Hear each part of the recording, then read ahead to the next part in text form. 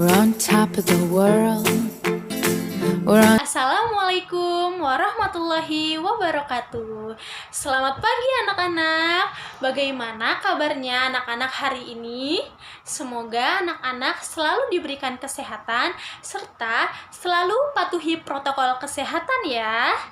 Dan jangan lupa selalu di rumah saja. Jangan keluar rumah jika tidak berkepentingan ya. Nah, anak-anak masih ingat tidak dengan ibu? Iya, ibu adalah Ibu Sofa Hanifah yang menggantikan Ibu Ernayati untuk sementara pada mata pelajaran bahasa Indonesia ini. Nah, ibu adalah seorang mahasiswa PLP dari Universitas Siliwangi yang diamanahkan untuk belajar bersama anak-anak sekalian. Anak, hari ini kita akan belajar materi baru, yaitu tentang teks anekdot yang nantinya akan menambah pengetahuan anak-anak.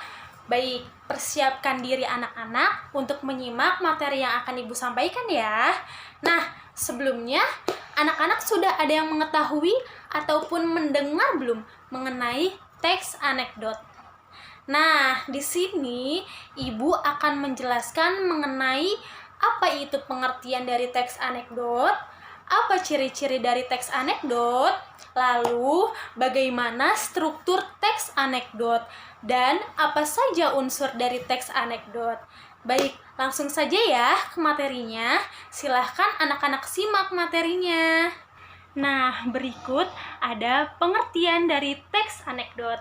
Nah, teks anekdot adalah teks singkat yang berisi tentang kritikan mengenai politik, sosial, ekonomi, ataupun hal lainnya yang dibalut dengan guyonan ataupun humor.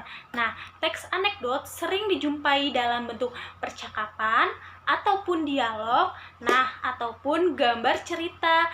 Pada umumnya, teks anekdot bermaksud untuk menghibur pembacanya dengan guyonan sekaligus sindiran untuk pihak-pihak tertentu. Biasanya pihak-pihak itu adalah yang berperan penting pada masyarakat, misalnya seperti kepada presiden ataupun Dewan Perwakilan Rakyat ataupun bisa juga MPR, dan lain-lain. Nah, oleh karena itu, teks anekdot juga memiliki pesan moral yang ditujukan kepada pembacanya. Nah, jika anak-anak ingin mengerti lebih dalam lagi apa sih teks anekdot itu, Ibu akan memberikan sebuah contoh kepada anak-anak ya. Nah, ada contoh yang berupa gambar. Nah, contohnya ini seperti itu ya. Akan Ibu tampilkan di sini. Itu adalah contoh yang berupa gambar. Itu adalah teks anekdot. Nah, ada lagi contoh yang berupa percakapan, seperti misalnya itu ada stand up comedy. Nah, stand up comedy itu bisa dikatakan sebagai teks anekdot. Jadi di stand up comedy itu kan biasanya ada guyonan-guyonan yang menyindir kepada pihak-pihak tertentu. Misalnya itu ada tokoh stand up comedy Bintang Emon. Pasti anak-anak tahu ya siapa itu Bintang Emon.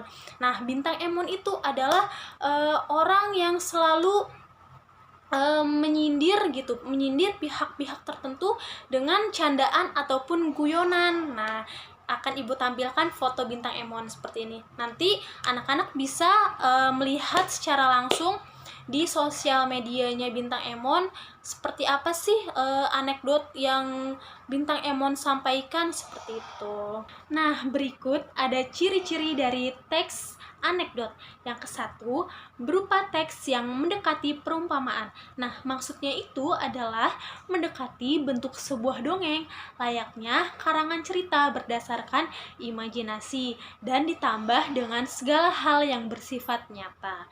Nah, yang kedua, menampilkan tokoh-tokoh atau figur yang dekat dengan kehidupan sehari-hari, atau bisa juga orang penting. Biasanya pada sebuah teks anekdot terdapat tokoh atau figur yang ada dalam dunia nyata dan mudah kita temui dalam keseharian. Contohnya seperti orang-orang dalam pemerintahan ataupun presiden ataupun hal lainnya.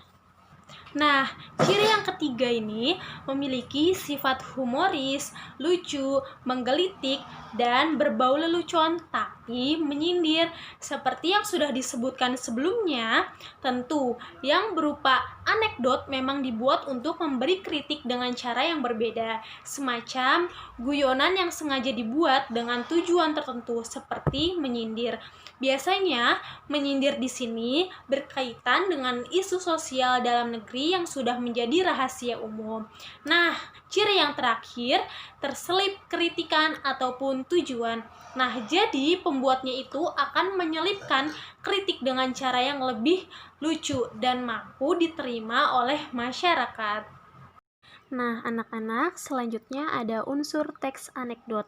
Unsurnya ada tokoh, alur, dan juga latar. Nah, tokoh adalah partisipan yang terlibat dalam cerita yang berada dalam teks anekdot.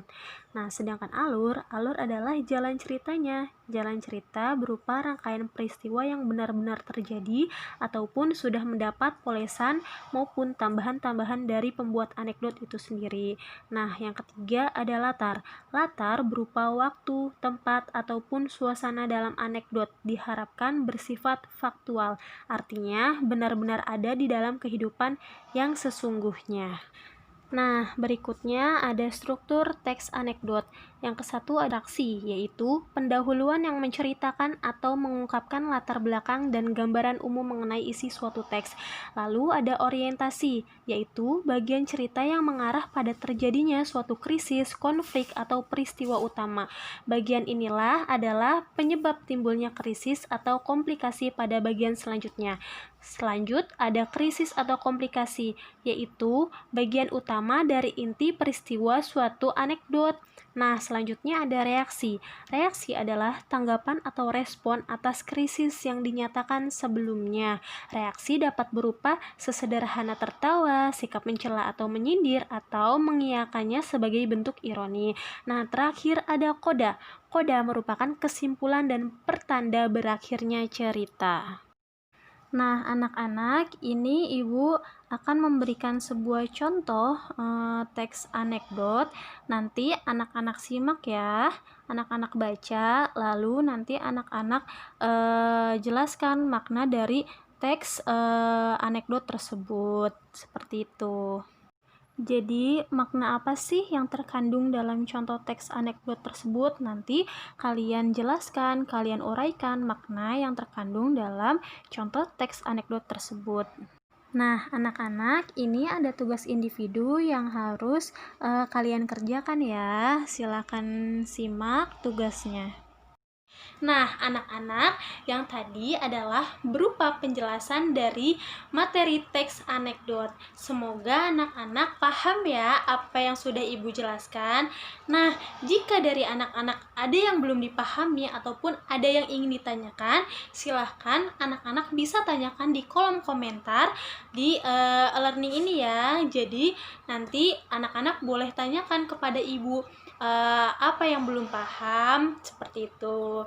Nah, mungkin cukup sekian materi yang Ibu sampaikan kepada anak-anak untuk hari ini.